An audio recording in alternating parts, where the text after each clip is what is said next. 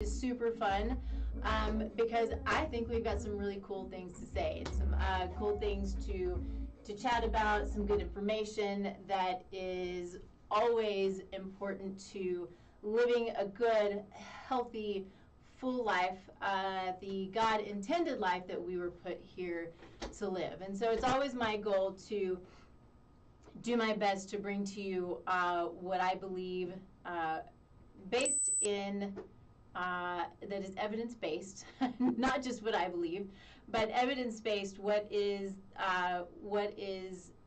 the best at health, at wellness, and as we all know, health and wellness is, of course, physical, mental, emotional. It's also spiritual, financial, relational. It's all of the things. I think that we have an amazing opportunity in this life to serve, to love, to give. And what I know is that there are things that can get in the way of that. Where, if it's symptoms, if it's stresses, if it's, some things in life just get in the way of us doing the best that we can and feeling the best that we can. And so I like to bring resources to you that you may or may not know about, that is outside of the conventional.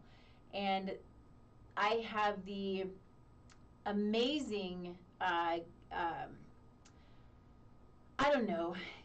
gift, but it's not my gift, but the gift that I have a lot of really great people who I have access to who do some great things and are out there who are on a mission just as I am to serve and to build up and to grow health of ourselves and, of course, of our communities.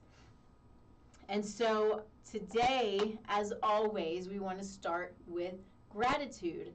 And I think that I'm going to be sort of simple today. I want to be a little bit simple because since it's just me, usually I bring people on with me, which is always super fun. But when I get to come on by myself, it does a couple of things. It helps to strengthen my ability to speak for an hour. I'm not a natural, I'm not one of those who can just go out and just chitty chat and talk and talk and talk. And so it's a strengthening tool for me. It is training for me. It is the ability to just get up and get out there and put out the things that I want to say that I think are important, and give as much as I can possibly give. But it also gets me outside of my comfort zone, which is what I believe to be really important, is getting outside of your comfort zone. It's what helps us grow. It's what helps us to build character. And if we mess up, which I tend to mess up a lot, then we grow from it and we learn from it, and that's what it's all about. So I'm grateful to have this platform to be able to give my knowledge, but also to learn. I have people who reach out to me, who teach me always. The guests who I bring on always are teaching me, and that's what I want in life, is to learn and to be educated and to have the ability to discern what is right and wrong, what is good and maybe not so good, and then also the ability to know when something is no longer right or things are changing. In the world of science, which is not really truly science anymore, I don't think, but in the world of science, that's what it's all about. That's what it's supposed to be, is we change with data, and we continue to research, and then we continue to change with data. And we are not supposed to bring a lot of bias into this data, right? The science is about wonder and learning and bringing in knowledge, and then bringing more knowledge into what we've learned so we can continue to learn and grow from that. So that was a really long way of saying that I'm super grateful for where I am today, being in this place. So today, we talk a lot about fertility, and we're fertility and infertility, as well as preconception planning, which is really where my sweet spot is. It's the preconception planning.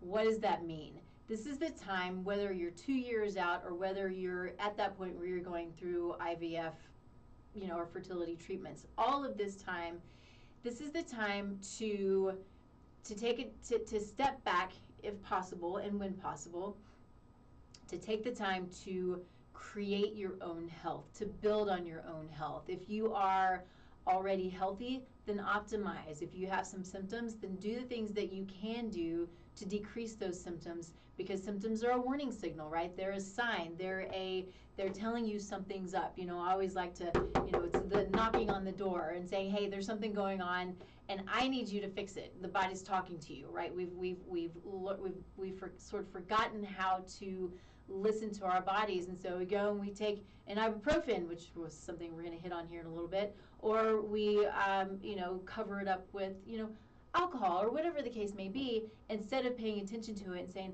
this is something that I need to address because the body is talking to me.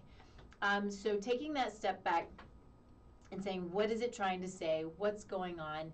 How do I find the tools, the team, the people to help me understand what it is that these symptoms are, allow them to then for us to control them or minimize them or make them go away entirely, in order to be as healthy as we can to plan for getting pregnant. And so my job, of course, is digging for the root cause.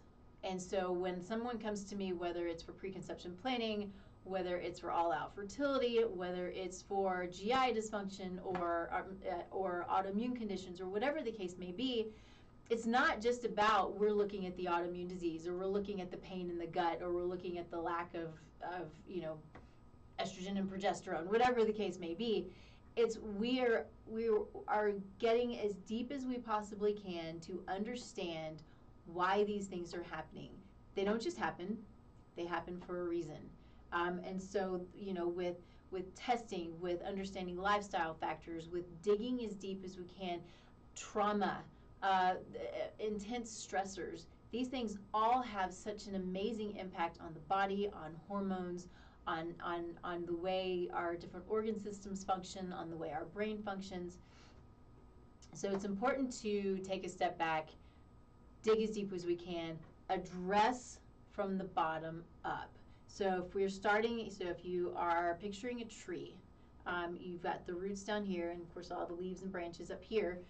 If you have the roots down here, this is where dysfunction starts, right? This is where dis-ease starts, is down here. And so all the things that are down here, sleep and stress and food and exercise and the infection and these things that can create dysfunction from the root. So as we address those, then the body has the ability to address the rest as we go up the trunk and into the leaves, and it can grow its beautiful green leaves just as it's supposed to, right? So if we take that and look at the body, if all of the root cause issues are being addressed, then we have the ability to absorb nutrients. We have the ability to even break food down in order to absorb nutrients. We have the ability to sleep well, to exercise, to handle and mitigate stress, handle traumas that we've had in the past. And sometimes it takes a team of people to help us do all of those things. But that's always the goal. So today, although, many times we're talking about women, and that's kind of, as a society, that's sort of what we do, is we put a lot of the planning, the fertility stuff on women, when really, as I was doing some research for this talk today, it's 40% man, as far as dysfunction goes, right? It's the 40% male, 40% female, and then 20% other factors.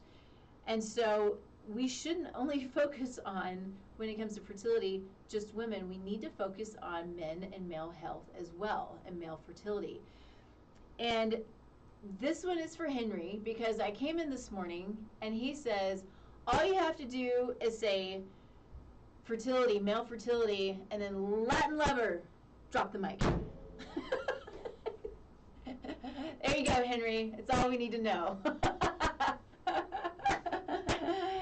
Henry is the epitome of the Latin lover. Anyway, so if you don't know Henry, he is the owner of the station and the guru behind all of the techie stuff. He's amazing, and the reason why I'm here. He and, of course, Lowell Whiteman. If you don't know Lowell, you should. So, let's dig in, because even Latin lovers can have some fertility issues. It's just the way that it goes, especially in the world that we're living in today. We have a lot of stuff going on. I have a lot of stats, a lot of things to kind of work through.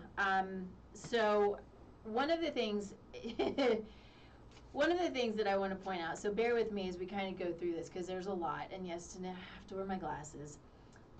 So there was a study done, let's see, a review of 61 papers, and there were almost 15,000 participants in this study.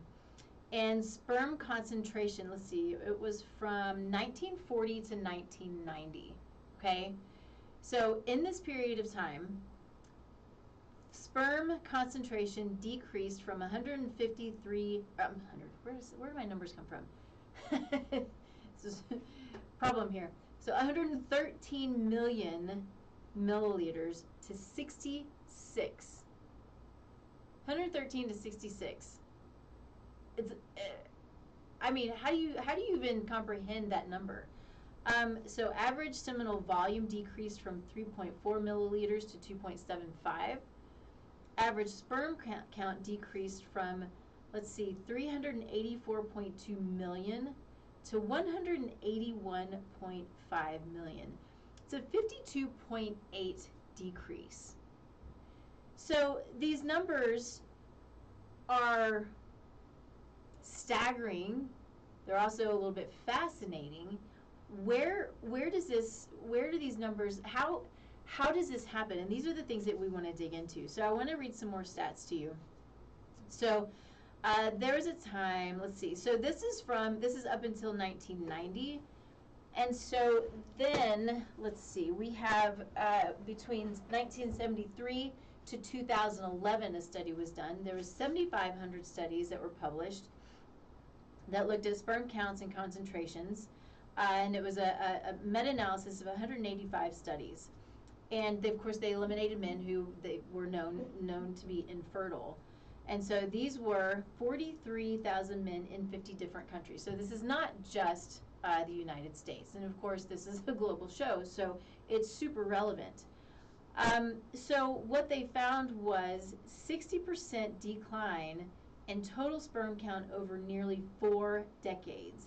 And interesting too, the studies were published after 1995. So really what we're looking at is 1995 to 2011, 60% decline in total sperm count. It's just massive. And so here's another interesting point that I hadn't realized, but it makes sense, is the decrease in sperm count is a potential indicator of the increased risk of premature death. They're calling it kind of the canary in the cave, right? Or the canary in the coal mine. And so if sperm count is decreasing, why? These are the things that we want to cover. And if this is happening, it's correlated to a higher risk of death or early death. And so we want to look at the reasons behind this. And it's not anything new, right? Well, I mean, it's new to our society over the last 40, 50, 60 years as far as the toxicants in our environment, the inflammatory responses, the inability for our bodies to handle the massive amount of change in toxicants in the air, the amazing amount of stress that we deal with as humans. You know, they're always stressors, but you know, historically, if you look at stress, historically we have a time where we are calm, and then you have crazy stressors, right? And then you become calm again, as long as you're still alive.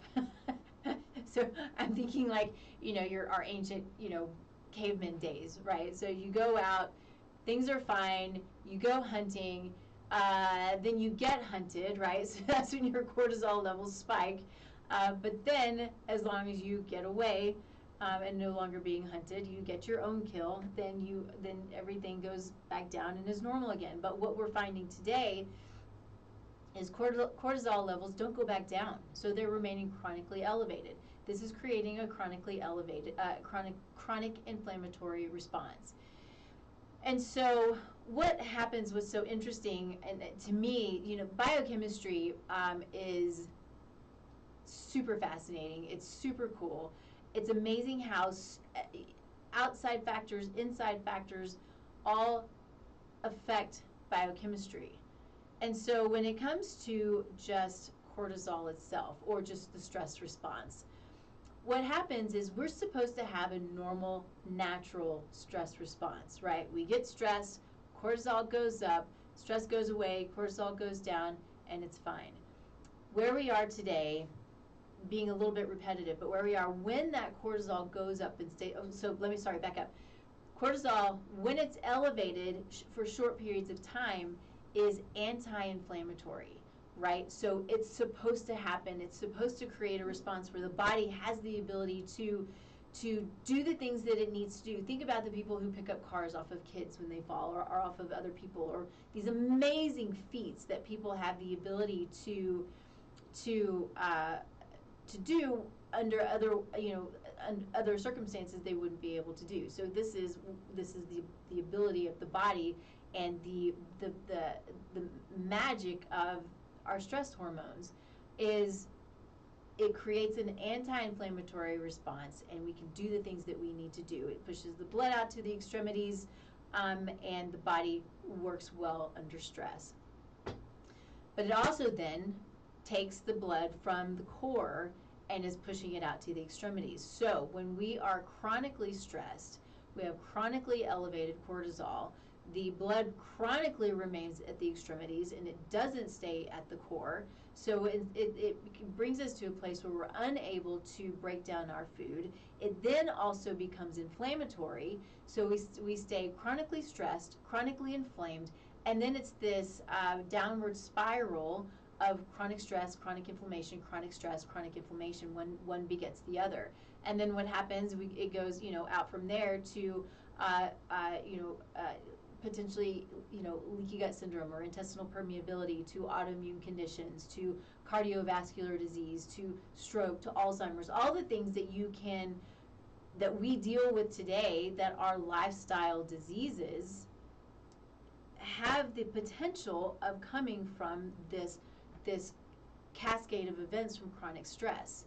Just having infection is stressful, can create chronic stress. Relationships can create chronic stress.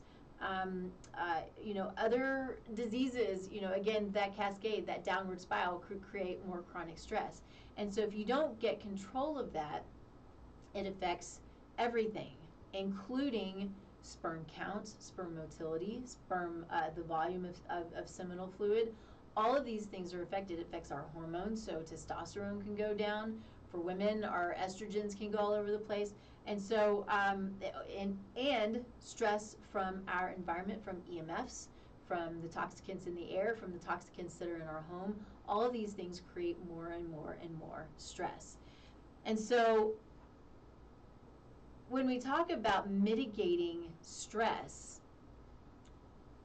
we have to not only think about, yes, I need to mitigate stress by prayer, by meditation, by being still. All of those things are very, very important.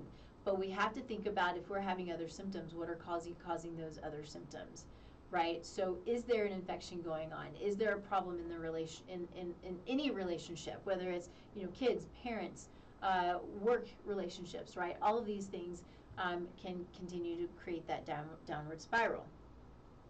So getting back to the data here a little bit is,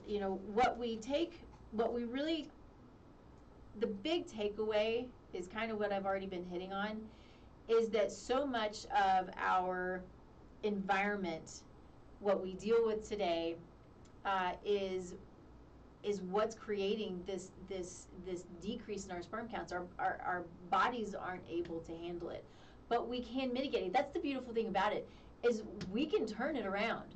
And that's the whole point of, of Soulful Conception, my program Soulful Conception, is turning it around. It's not always easy, but it can be done. And so taking the time to get as healthy as you possibly can for men, for women, as you come together, let's get healthy, because that is what is going to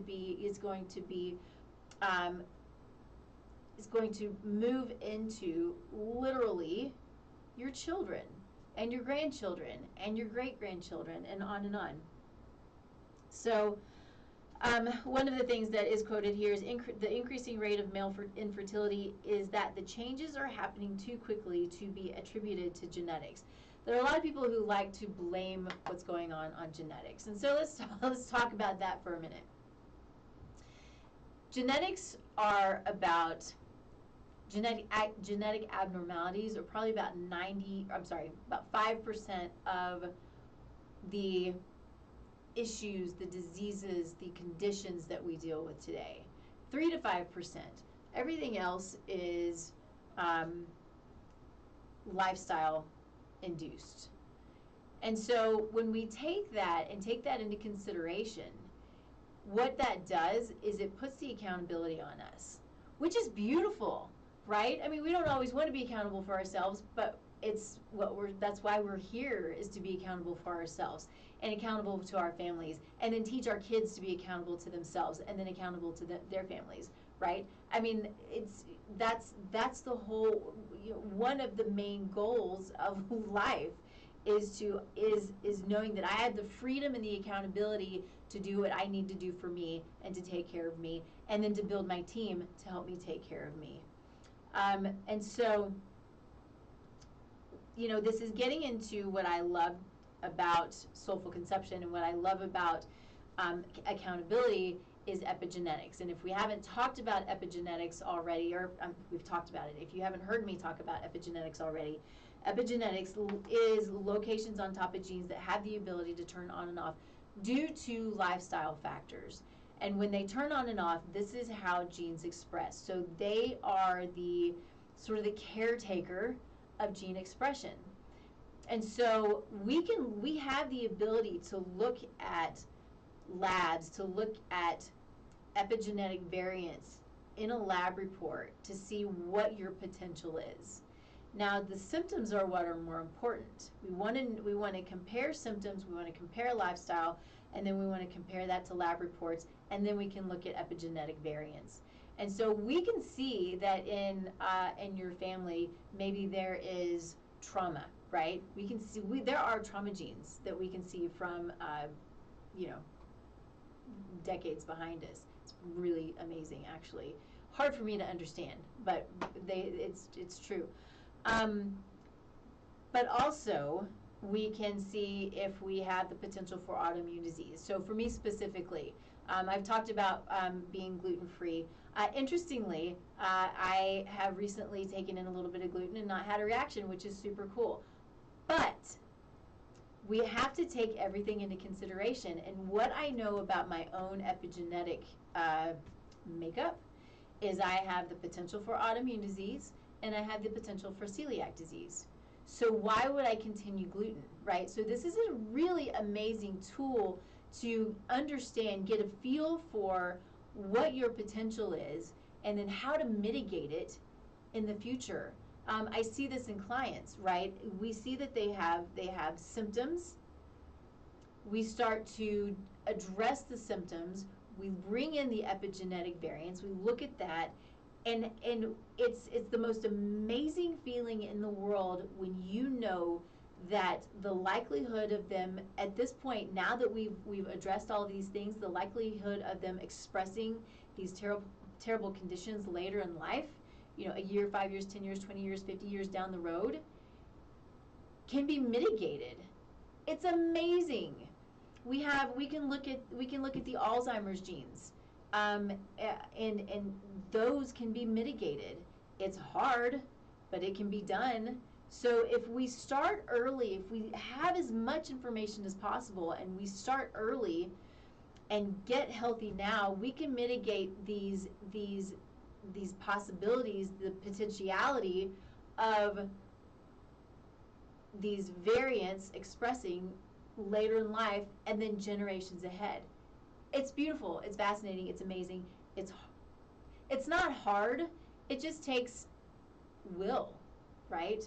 And again, it goes back to, our will in life is to do really big, beautiful things, and I think that's a part of it for most of us anyway. I'm not everybody, everybody's not me, but it really comes down to the fact it's the amount of control that we have as individuals. I think so often we feel like we've lost control because we have these symptoms, or we have Alzheimer's in the family, or we have diabetes in the family, or we have cardiovascular disease in the family. All of these things can make us feel like, well, that's just the way that it's going to be, when that's not the case. The control is, so much of it is in our hands. Not entirely, but so much of it is in our hands. 90% of it. That's a lot, right?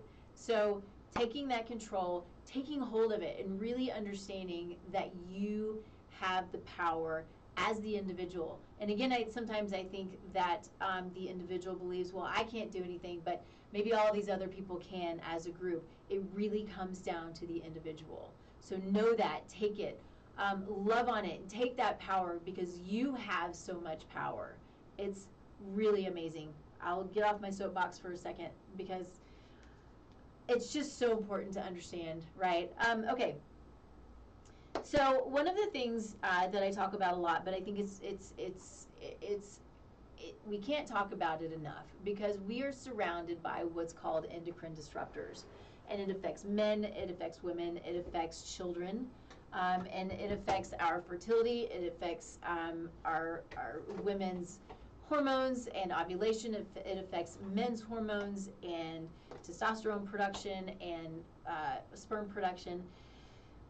And so endocrine disruptors, they're everywhere. And what that means, so we have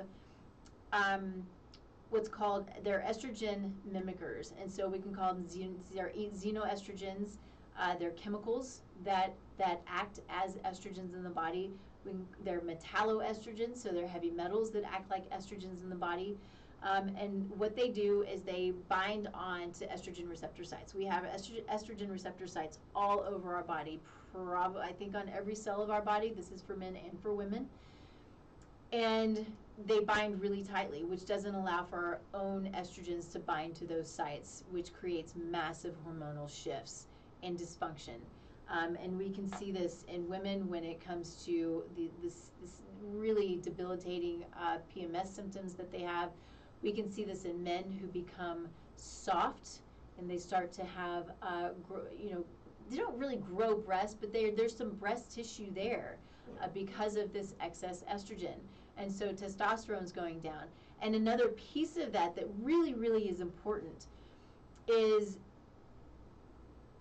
when men have what we would call a beer belly, or this excess adipose tissue around the gut, what happens, and it happens in women too, this is not just for men, for women, but it's a big problem for men, is if they're making testosterone and they have this excess adipose tissue, fat, right, that is another endocrine gland in and of itself. Fat tissue, so hormones are communicators, right? So the fat tissue is creating hormones, and it's creating estrogen.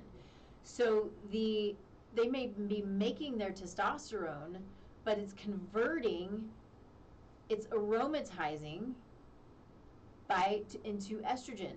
So their estrogen levels go up. And so testosterone's going down, estrogen's going up. So men then decide, well, I need to go get testosterone injections, but they're not addressing their lifestyle factors, right? So they go get more testosterone. They're not fully tested for all the other hormones. So then they're getting more testosterone, and then their estrogen just continues to go up, right? And so we have to make sure that we're addressing lifestyle factors. I am not at all opposed to bioidentical hormones. I am opposed to chemical hormones, pharmaceutical hormones. But bioidentical hormones have a place and can be anti-aging. They can be anti-inflammatory. They can be really helpful and successful for a lot of reasons. But we have to make sure that we are reducing inflammation, we're reducing sugar, we're reducing the intake of unhealthy oils, because all of these things increase inflammation, increasing adipose tissue, this gut fat, increasing the conversion or the aromatization of testosterone into estrogen. So if you are a man out there and you're hearing what I'm saying, then make sure that you're going to someone who is testing all of the relevant hormones, testing your estrogens, making sure that you're addressing your lifestyle. If you're not, and you're not seeing success with your testosterone, bioidentical testosterone, then understand that there's a reason for it. Okay, we have to address the lifestyle always. And so we're looking at things like endocrine disrupting chemicals, phthalates, which are in plastics. Phthalates so let's see, I have some, phthalates are used as plasticizers to increase flexibility of toys, vinyl flooring, electric cables, medical devices, solvents, perfumes, lotions, cosmetics. I mean, phthalates are in everything. Think about what you're putting on your body. Think about what you're putting in your body.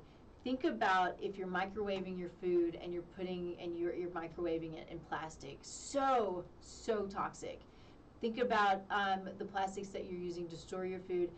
Think about if you have warm food and you're putting it into a plastic bag in order to store it. You're just pulling all of these toxins.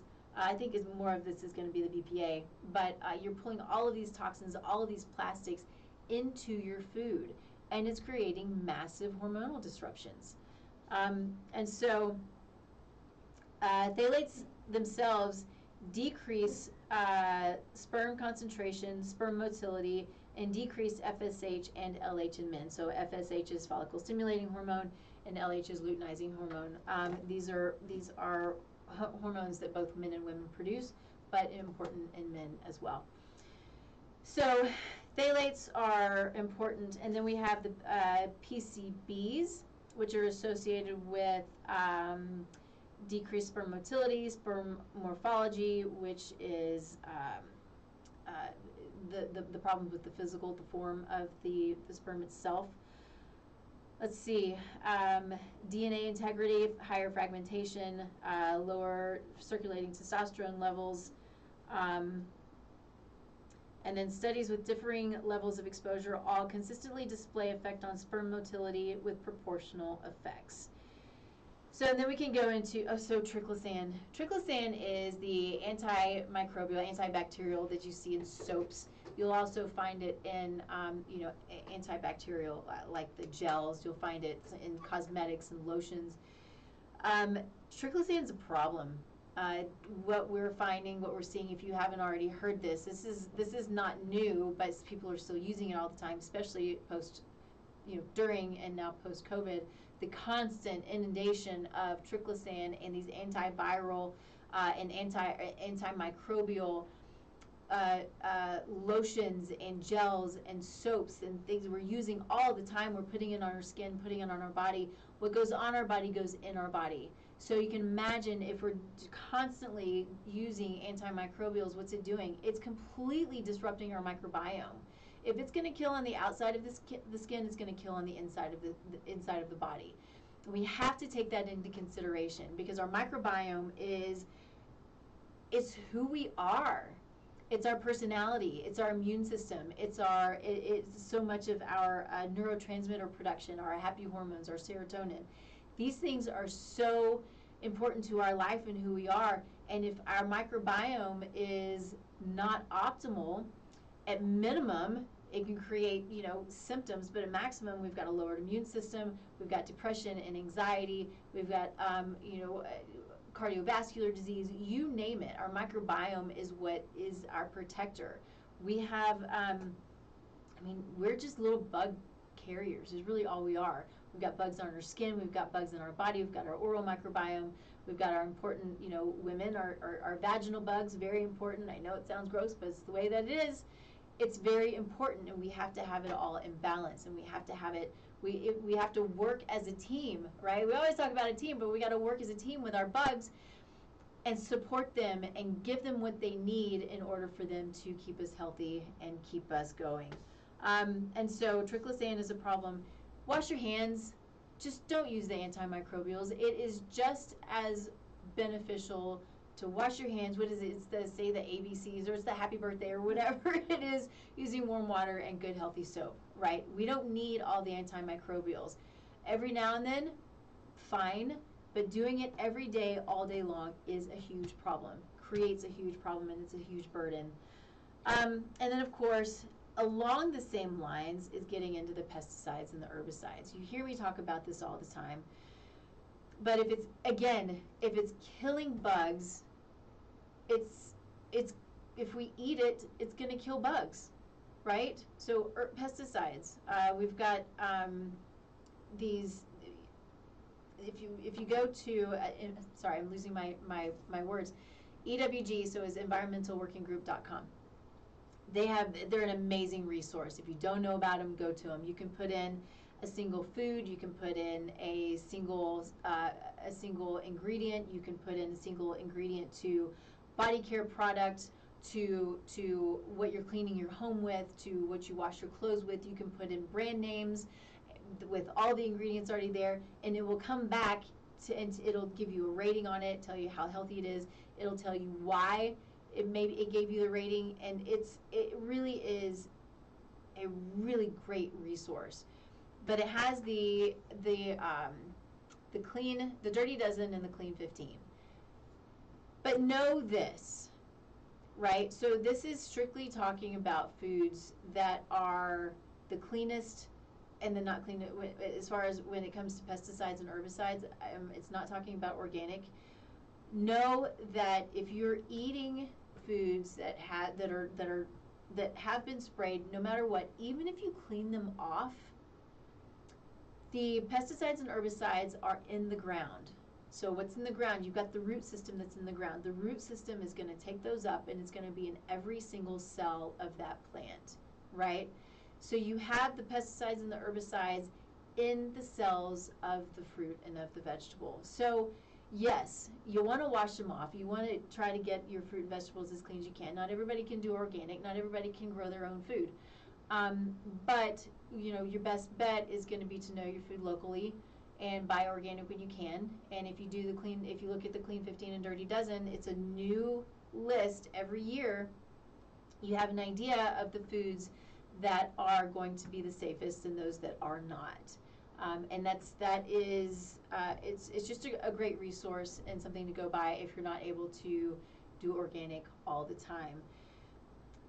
We eat food constantly, right? Sometimes it's once a day, sometimes it's 4 or 5 or 6 times a day.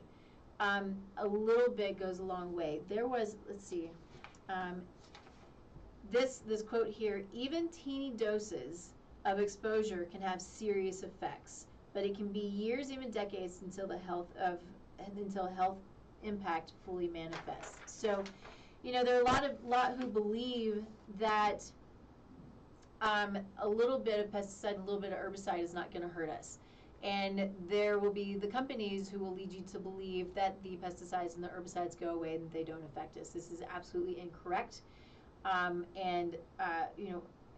It's a sad state that we are consistently lied to like this, but we are. And so we have to, again, it goes back to taking accountability, do your own research. I'm here to give you the information that I have, but go do your own research. It's not just about me. Go to other people, go to other sources, but there's a lot of really great information out there. Interestingly, male infertility has increased in the last 4 decades around the same time that powerful pesticides have come into play. Interesting point, right? So something certainly to take into consideration. As pesticides came in and are being used over the last 40, 50 years to extreme amounts, our male fertility rates have gone down. Well, and of course, female as well. So, this is one that I think is, let's see, I have pages here. So I'm going to hit the high points. I'm going to start hitting on the high points. These are things that we can do, that we can address. But I want to talk about sunscreen, because we have this fear of sun, and sun is this God-given gift of life. It's not to be feared. It's to be respected, but it is not to be feared. We have to have the sun. If we have an autoimmune condition, we have to have the sun. Get out in the sun. Don't wear sunscreen. If you're dark complected, you can stay out in the sun longer. If you're light complected, you need to stay out in the sun less long. Getting a little bit pink is not a big deal. It's a good thing, right? It's a good thing to get a little bit pink. It's not a good thing to get burned, right? It's not a good thing to get blistered. We have to respect the sun, but it's important to know your limits, but get out and get in the sun. Don't be afraid of it. Wear a hat. When it comes to, so wear a hat, wear clothing if you need to, whatever it takes.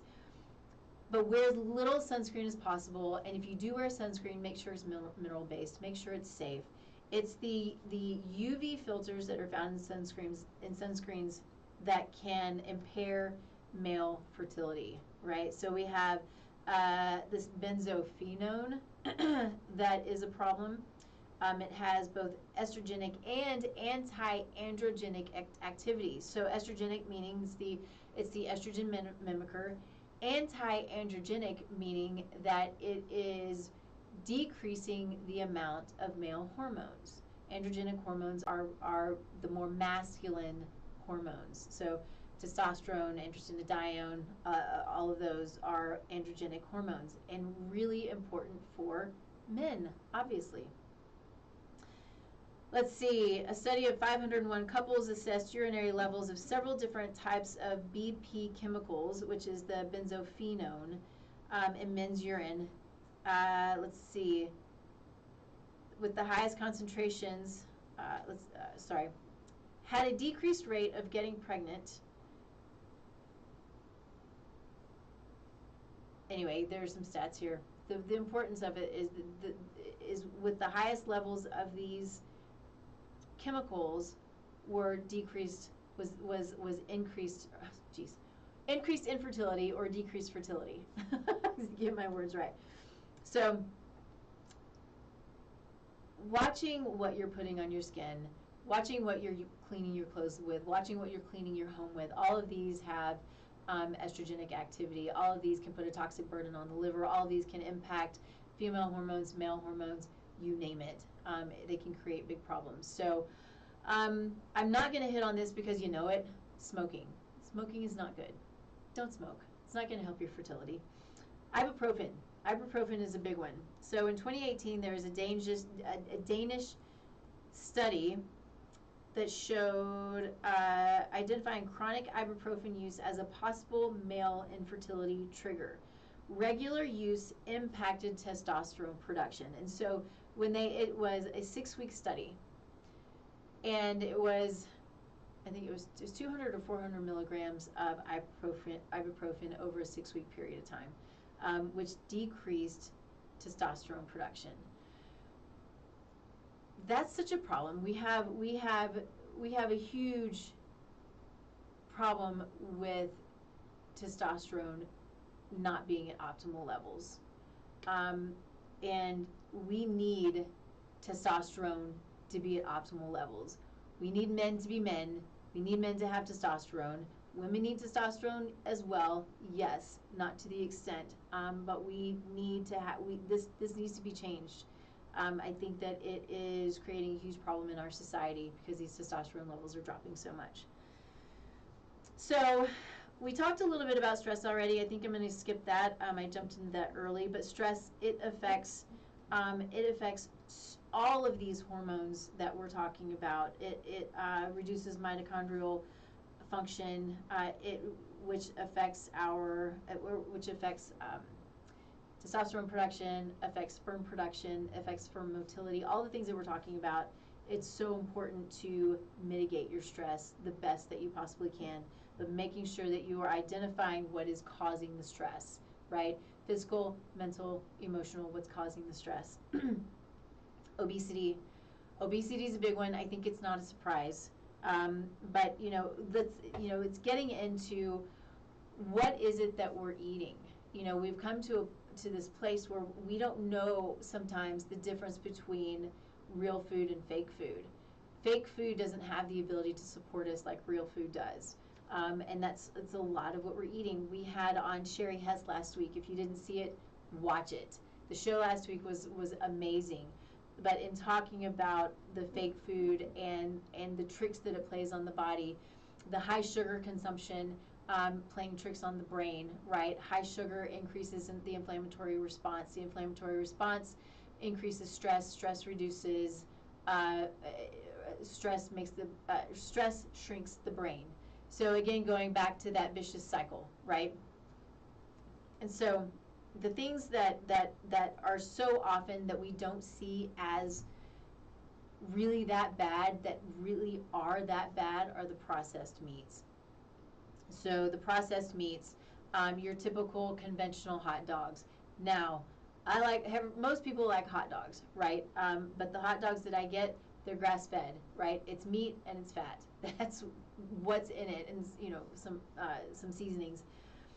But your conventional hot dogs made from unhealthy animals with unhealthy preservatives, nitrates, nitrites, these things are all super carcinogenic and create lots of problems for the body, create inflammation, and the additives are just sort of that, straw on the camel's back, right? Straw that broke the camel's back. So processed meats are a big problem. So real quick, nitrates and nitrites are preservatives. They're chemical preservatives. They come originally from celery, right? So celery can be used as a preservative. But you take the chemical nitrates and nitrites and you heat them. So think about bacon, think about your pastrami, think about your ham that you're buying from the store that is your deli meat. You heat it up. Those nitrates and nitrites with the heat are converted into nitrosamines, which are then carcinogenic. And they're massive carcinogens. So I'm not saying don't eat bacon. I'm also not saying don't eat deli meat. What I am saying is know where it's coming from, know what's in them, look at the ingredients. Don't buy them from your regular everyday store. If you do, make sure, I'll take that back. Your regular everyday stores are learning, which is awesome. And it's because of us. It's because we're like, we don't want any more trash food. We want good food. We want healthy food. We want food that comes from the land. We want food that comes from healthy animals. So they're starting to get it because we're pushing it. And we need to keep that momentum going and keep pushing and keep pushing. But we're seeing healthier foods, healthier animals, healthier meats coming into our everyday grocery store. And so just take the time to look, right? It is a little bit of a process, but take the time because your health depends on it, which means your life depends on it. The health of your family and the lives of your family depends on it as well. It's that important. Don't think that it's not. Interestingly, grains may increase cortisol and estrogen, leading to infertility issues. So this is all grains. Now, some people I think can handle grains better than other people. Here in the United States, gluten, which is it's a protein in wheat, it is inflammatory no matter what. We've taken it, we've hybridized it, we've increased the gluten content. I don't have really the time to get into that right now, except for understanding that gluten in the United States and in other surrounding countries is a big problem. It creates an inflammatory response. It creates intestinal permeability. The pesticides and the herbicides on it in and of itself create intestinal permeability, leading to autoimmune conditions, right? So Beyond just the hybridization of it, they're high in pesticides and herbicides. If you are going to do grains, the best way to do grains is by sprouting them. Organic grains, either buy them already sprouted or you can sprout them yourself and then eat them. That way you're decreasing the anti-nutrients in them, you're buying organic so you're not getting the pesticides and the herbicides. There was a time that bread was actually healthy. And I think when it's made properly today, it can be as well. So we're looking at sourdough bread made from heirloom wheat, right? It's got normal amounts of gluten in it. That has been fermented, right? That's the sourdough part of it, which then decreases. Maybe in some it eliminates. I say decreases because celiacs, I would say don't eat sourdough bread. Maybe some might be able to, right? But it decreases the amount of gluten, which is really cool stuff, right? So sourdough bread can be a healthy alternative. I don't think it should be a staple, but it can be a healthy alternative. We also have really, really great gluten-free breads. There's one called Base Culture that I love. It's nut-based, gluten-free. It's really amazing. Shout out to Base Culture for doing really good stuff out there. Let's see. Sugar. Do I have to say any more, right? So all sugar is a problem. So if you're eating fruit, too much fruit for some people can be a problem. If you're dealing with blood sugar imbalances, then yeah, it's a problem, and it's going to create more inflammation. So you've got to be really, really careful with that. But the sugar that we have today, the white sugar, even too much coconut sugar, too much molasses, these things, we are not meant to eat a lot of sugar. Small amounts of sugar. Eat your fruit. It has created this situation where we are no longer sensitive to sugar. So we need more and we need more and we don't taste it. One of my favorite things in practice when I'm working with clients is when they come back and they say, I am amazed at how sweet a strawberry is. I am amazed at how sweet a blueberry is. I didn't know it was as sweet as it is. It's phenomenal. I put a pineapple in my mouth yesterday and I was like, oh my gosh, this is so sweet. When you eat sugar in normal amounts, which is very low amounts, you have a higher sensitivity to the sweetness of foods, and you don't need all the excess sweet. It's really amazing to go back to the show that Sherry and I did last week, and really being able to taste the flavors of food when it's real food and not chemically altered. It's really beautiful. One of the most amazing joys of life is being able to taste and enjoy food. It's just beautiful. It really, really is. It's such a gift. We know that alcohol is inflammatory, right? It's a problem. Don't fall for, drinking a bunch of wine is, it's got flavonoids. It does, but you can get flavonoids without drinking a bunch of wine. Beer, hops increases estrogen. Hops increases adipose tissue, right? So beer can also be a problem. Don't get me wrong. I love beer. I don't drink beer anymore because I don't do gluten. Although every now and then I will have a good gluten-free beer. Shout out to Riccoli because that's our little local gluten-removed brewery, and they do amazing work. And then caffeine. Caffeine can create hormonal imbalances. I'm not saying stop your coffee, but I am saying make sure it's organic, make sure it's mycotoxin free. Lots of coffee is full of mycotoxins, okay? So mycotoxins being mold, which in and of itself can create huge problems. Epigenetically, some of us don't have the ability to eliminate mycotoxins like others, and that in and of itself can put a more of a stress on the body. Let's see. EMFs, mobile devices. Stop, for you men who want to be fertile, stop putting your phone in your pocket. Stop putting your laptop on your lap, right? You've got to protect your man parts. So be really, really careful with that, because those things are showing up more and more to be pretty toxic to our bodies, let alone our reproductive organs. Okay, so couple of things. We talked about mitigating these. You know, it's good for men. You know, take a good multivitamin, a good one. You know, don't go to the big box whatever store and just go grab a one day. Those can create more problems than good. You want to have a good multivitamin with CoQ10. CoQ10 is mitochondrial support, super important. A good fish oil and a good antioxidant support. This is very, very general. Another one I like maca. Maca is an herb. It's a little bit sweet. It's good. It can help to increase testosterone. Can be useful for women as well, but be careful. It can have a massive impact on hormones, pushing some symptoms. I experienced it. So just be aware of that. It takes tiny, tiny amounts.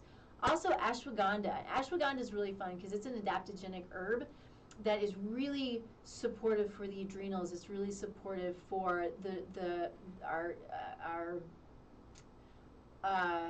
our brain, our neurology. It really is an awesome, calming, adaptogenic type of herb, which means it balances, right? It goes to where it needs to be. It's really cool stuff. But it also can help increase testosterone. So it can be a good way of mitigating some stress and supporting stress while also increasing testosterone for both men and for women. But this is very general. So find somebody, you know, ask me. I'm here to answer questions. I truly am. But find somebody who can help you with some of this stuff and give you some guidance. I want to hit on something that is a little bit outside of my knowledge base, but I think it's an important conversation to have, and I think it's important to bring up.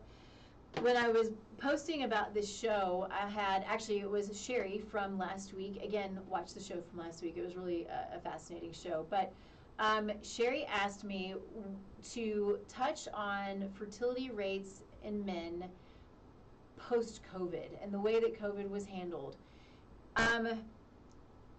It's not always easy to find that kind of information, and I think that there's still some data coming out. But I think it is important to talk about a few things that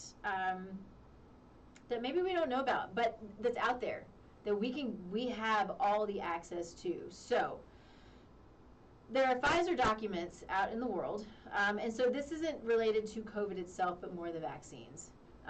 So there's the Pfizer documents that my understanding is we can all get hold of, so they're there, but that show that the vaccines harm the testes, and that they also have the potential of creating anti-sperm antibodies. What does that mean? It means it's an autoimmune response against sperm. It means the body goes and attacks sperm cells and kills them. What is that going to do? Well, it's certainly going to create a problem with fertility. Let's see.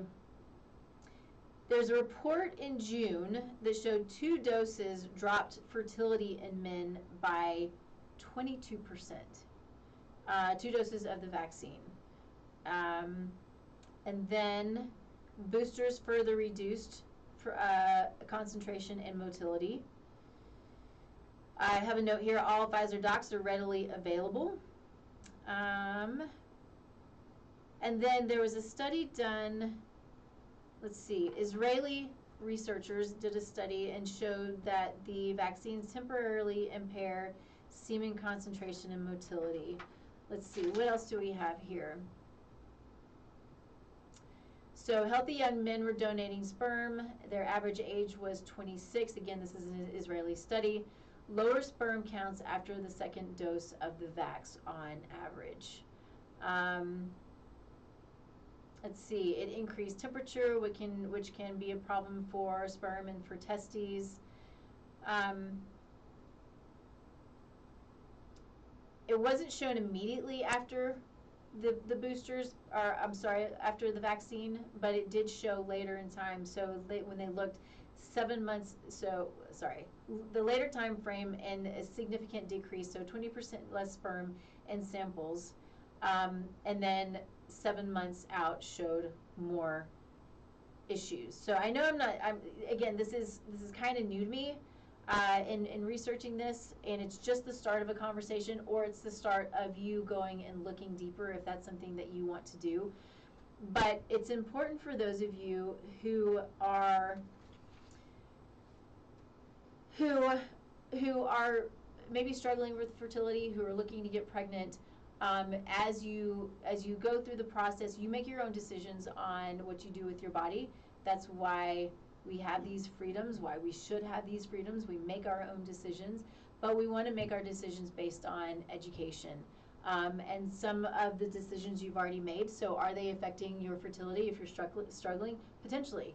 So, but is it possible, as long as your body's not attacking sperm cells, right? If you already are dealing with an autoimmune condition where your body's attacking sperm cells, that could it be reversed? Maybe. It's going to take some time. If so, all autoimmune conditions take time to reverse. But there are protocols for helping the body to repair after vaccines. There are protocols for supporting the body. Again, I'm not telling you one way or the other what you should or shouldn't do, but I am bringing the information to you. I think it needs to be shared, and I think that people need to know what impacts their life, right? These things impact our lives. These things impact who we are, who we want to be, and then who we want to create. We want to create little healthy humans, those of us who are in that age of creation, and we want to be aware. We want to be aware. And that's really, it's education, it's knowledge. The more education and knowledge that we have, the better decisions we can make. And if we made decisions that maybe we're like, oh, beans, I wish I hadn't made that decision, well, then you have the knowledge and education to move forward. I mean, we all make decisions that we wish we hadn't made, in one way or another. And so in many different cases, right? It's not just this, and it's not just health and wellness, in many different cases. But having the knowledge, having the information moving forward, that's what's important. But that's life. That's how we learn. That's how we grow. That's how we build character, is by the past. We learn from our past. We learn from our own mistakes. We learn from others' mistakes, and we take that and we grow from it, and we take it forward, and then we teach it. And that's all that we can do. So with all of that being said, the last thing that I want to say, this is, I found it interesting. I don't know how relevant, but interesting, because, we talk a lot about ivermectin. We talk about the safety of ivermectin, and maybe it is. I mean, I have thought that it's a pretty safe drug. We give it to our animals all the time. I don't give it to my animals all the time. I think anything that is an antimicrobial on a regular basis is still has toxicity potentials. But when necessary, sure. But one of the studies that was done, and this was long term, and when I say long term, I'm talking like it was 11 months in men. And so men were given ivermectin for an 11-month period of time. Had nothing to do with COVID. It had to do with another infection. But it showed a decrease in sperm count, motility, morphology, that kind of thing. I'm not going to get into those details. I don't have a lot of those details, but the data is there. And so how does that impact the short amount of time that a lot of us used ivermectin for COVID? Don't really know, but it is something to be aware of, for sure. They did a study in men, and of course in rats and in sheep, and again, I think it was all long-term studies, but it did create a problem for the testes and for the sperm. So, I think that there are, in my understanding, just with those who I know who are in and practicing medicine, taking ivermectin on sort of a prophylactic basis, could that be problematic? Maybe. It's something to look into. We don't want to go into these things, with blinders on. We want to go in with our eyes as wide open as possible and with as much information as we can. So it's something to look at. But the overarching message here is that we are men and women both are struggling with fertility. pretty equally. And so much of it can be reversed. We have the ability to reverse these problems. And so go out, find somebody who can help you. Oh, and my alarm goes off. I guess it's time to stop the show. Anyway, find somebody who can help you. Find somebody who is there to give you guidance. I'm here, of course, and then there are lots of others who are here to help as well. So you can find me at tastelifenutrition.com. You can go, I have an assessment you can fill out both for Soulful Conception as well as just for any of my other services. We'll chat about it. We'll see how we might be able to help you. I'm always here to answer questions about Soulful Conception and preconception planning. It is what I was put here to do. So good stuff. I'm excited about it. Ask questions. Let's work together to create a healthy future, because it truly is in our hands.